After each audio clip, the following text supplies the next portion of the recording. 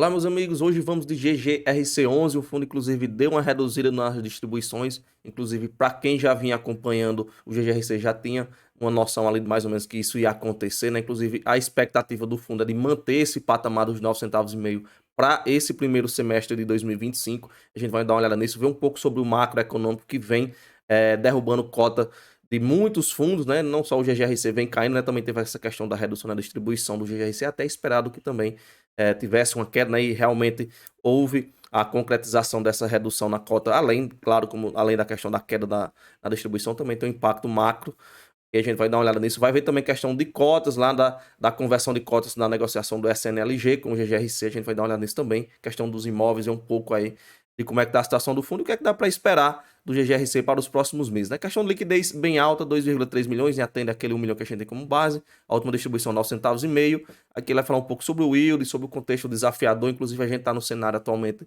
de projeção de Selic a crescer, ok? Então tem a tendência da renda fixa estar entregando muita gente saindo, cotas dos fundos derretendo, né, caindo com a saída da galera indo para a renda fixa, além de todo o cenário de risco fiscal. Vai falar também da queda do Ibovespa, né, e aqui agora sobre os imóveis, ele vai citar que quanto ao imóvel localizado lá em Pirituba, né, que é o que está parado atualmente, ele vai citar que teve diversas consultas para locações e também negociações para, quem sabe, venda, ok? Ele inclusive cita que está em negociação e no início agora já de 2025, né, pode ter boas notícias para os cotistas. Quem sabe aí um aluguel, né, que trazer um retorno maior para o fundo, ou uma venda que pode até trazer um lucro bem interessante, né, nas distribuições aí subindo, quem sabe, vamos aguardar. Vai estar que teve o pagamento da última parcela do imóvel Santa Luzia, inclusive agora ele passa a receber por inteiro os aluguéis, ok? 100% pago. Aqui ele vai falar também, digamos que uma retrospectiva 2024, né, os crescimentos dos números, né, crescimento na área, crescimento do número de ativos, né, crescimento do número de cotistas. Inclusive esse fundo a gente vai ver mais à frente, ele, apesar do cenário desafiador, ele vem aumentando o número de cotistas mês a mês, como veremos, né? Na contramão do que a gente vê acontecer em muitos fundos onde estão diminuindo os números de cotistas, ele está conseguindo aumentar o número de cotistas nesse cenário que a gente tem atualmente. Aqui a gente tem a evolução do número de cotistas, né? Por falar nisso, né? Já demos de cara aqui já.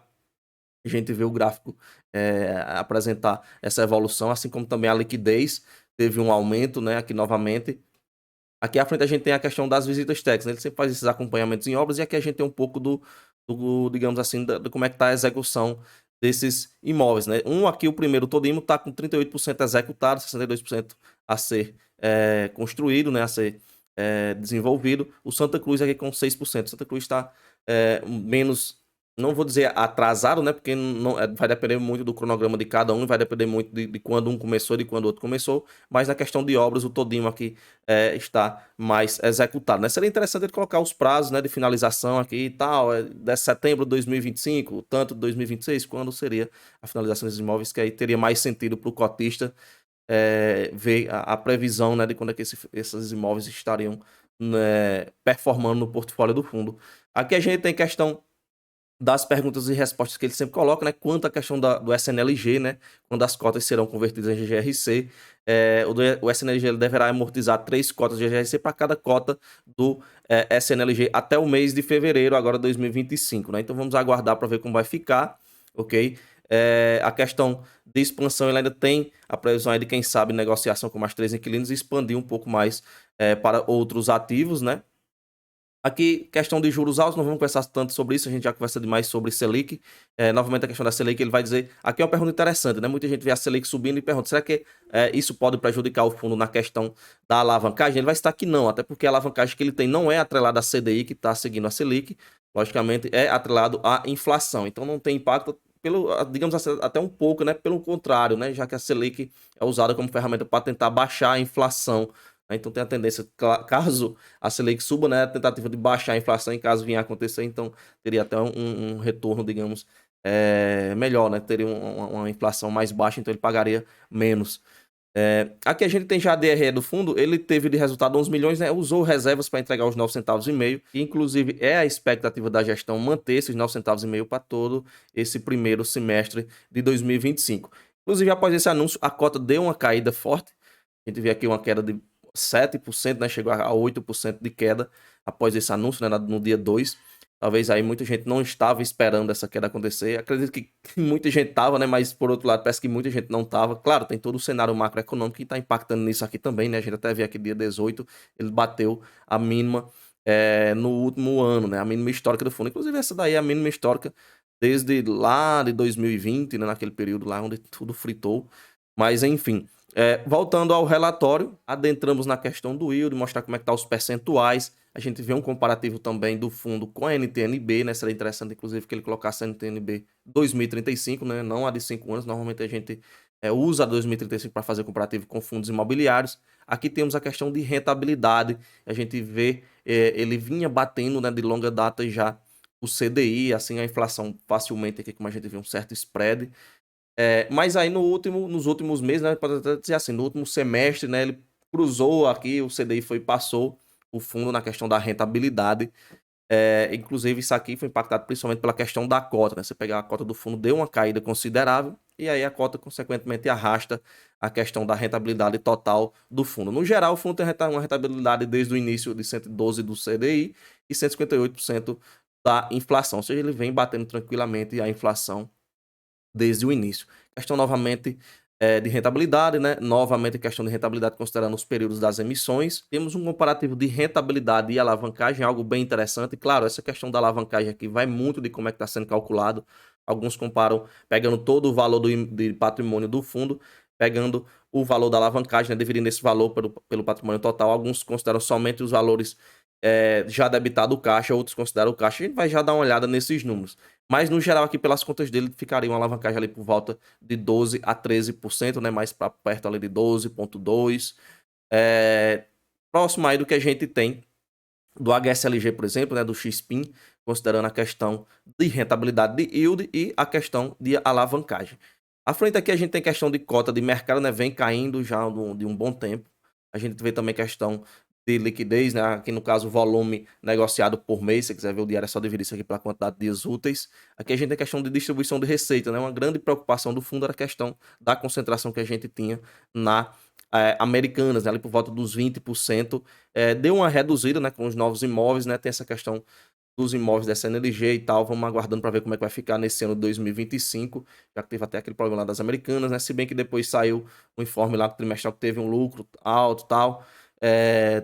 E aí a cota teve uma recuperação nas cotas das Americanas, né, na questão da Bolsa de Valores, né, quem acompanha lá o período está ciente disso, né, já vem acompanhando também.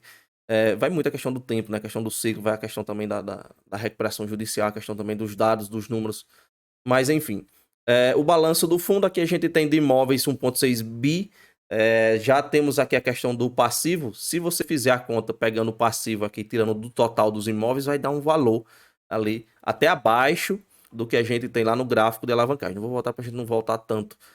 Mas se você pegar somente o PL total do ativo, o patrimônio líquido, né? Normalmente eu faço essas contas pegando o patrimônio líquido por questão própria. A gente teria aqui 1,38 bi dividido aqui, no caso, o CRI, o valor dos passivos, né? A gente pode somar também as obrigações por margem de segurança. A gente teria, então, somando esses dois valores, os 234 com os 55, a gente teria 289. E aqui, então, considerando que isso aqui seja a dívida, né, de CRI com as obrigações, os 289 milhões dividido pelo 1,3 bi, né? No caso, vamos fazer aqui já direto, para não precisar fazer as conversões de unidades, daria uma alavancagem aí por volta de 21%, ok? Aqui no caso, já pegando todo o cenário, né, de forma mais, digamos que, a favor da segurança.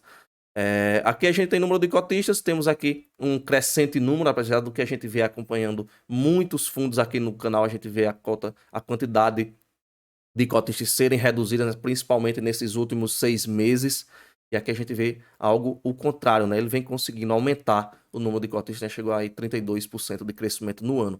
Questão de reajuste nos aluguéis, a gente tem principalmente setembro e agosto, a gente vê aqui a questão por região, né, na questão das receitas, em reajustes.